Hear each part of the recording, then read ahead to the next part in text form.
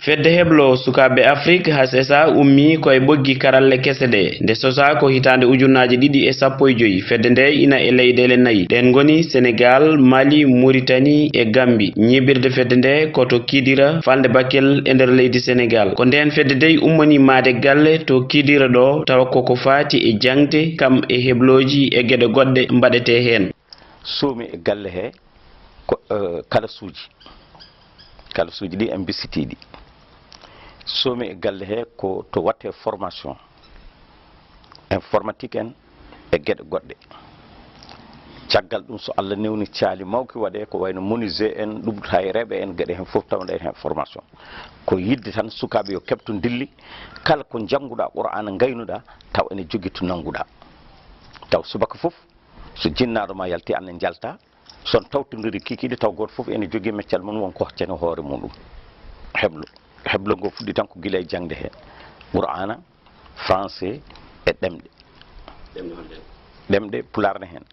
kadi no wiya tan neɗɗo fof janggu ɗemgal on saa ɗemɗe jangge hen ko ɗum woni ko fedde nde annoyi ɗum ɗo.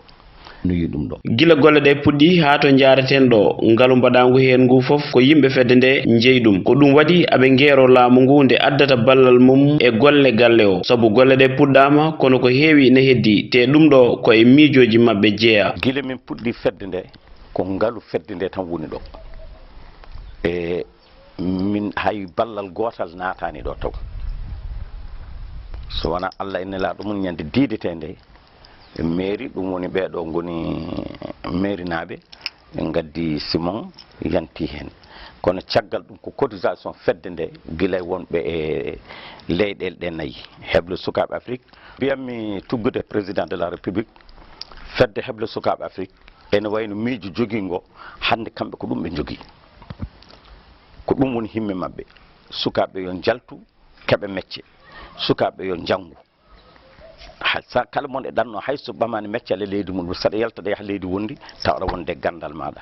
ɗum noon hande ɗum woni nde hare nde président haɓete e muɗum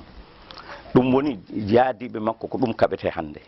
yo ɗum heeɓe e leydi he ɗum noon galle o neni e yimɓe ndendini ha yettima ɗo ñagoto ko laamu ngu watta hen haqqille laamu ngu kadi ko kañumen dokkini puisque laamu hoore mum ene waɗi kayitol wonde galle o waɗama reconnaître. Has esa noon yidde mum ko soɓe jofni golle o galle mo jaajendi mum tolni e feccere hectare ko wadde hono makko e leyɗele nayyi ɗe kala beela leydi hen kala ene yiito hoore mum e nder fedde nde.